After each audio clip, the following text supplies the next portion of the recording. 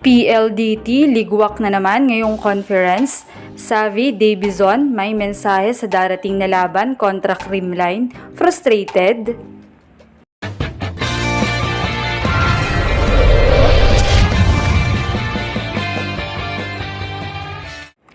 Bigo na naman ang PLDT na makaabante sa semifinals ngayong conference. Matapos nga silang ilaglag mismo ng kanilang sister team sa isang epic match na nagtapos in 4 sets. Ang laban sana na iyon ang magiging tulay nila upang makapasok sa semis kung naipanalo nila iyon, pero nais namang tapusin ng Signal ang kanilang journey this conference na maganda at masaya, even na disappointing ang kanilang naging standing ngayon compare sa last conference na nakuha nila ang bronze medal.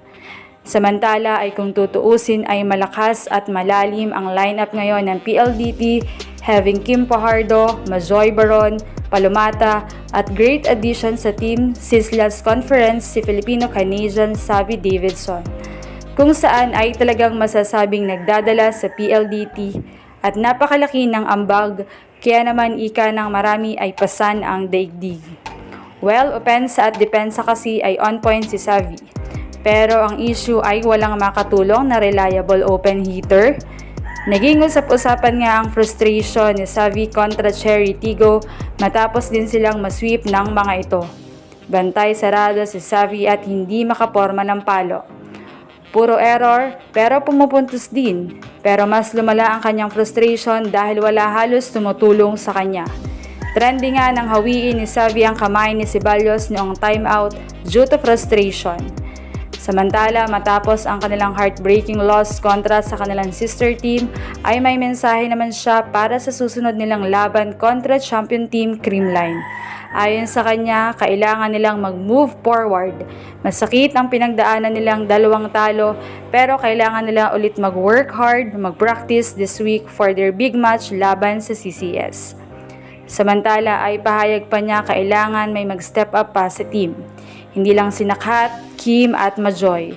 Maraming addition sa team pero kailangan may mag-step up talaga. Kailangan mag-lead, especially out daw si Kiana and Mika. Hindi naman niya direktang sinabi ang napapansin ng mga manonood, pero kailangan talaga ng PLDT ng reliable open hitter na barogera at matibay dumepensa. Still, bagaman malabo na ang chance ng PLDT to make it to the Final Four, ay lalaban pa rin sila. They can have a chance kung matatalo nila ang Creamline in 3 sets at kung matatalo ng Galleries ang Cherry Tigo in 3 sets. Doon ay magtatay sila sa 4th spot sa puntos at magkakaroon ng playoff. Pero kung titingnan natin sa standing, ang Galleries ay medyo winnable ito para sa Cherry Tigo. Anong masasabi niyo rito? Leave a comment below. Thank you for watching and don't forget to subscribe.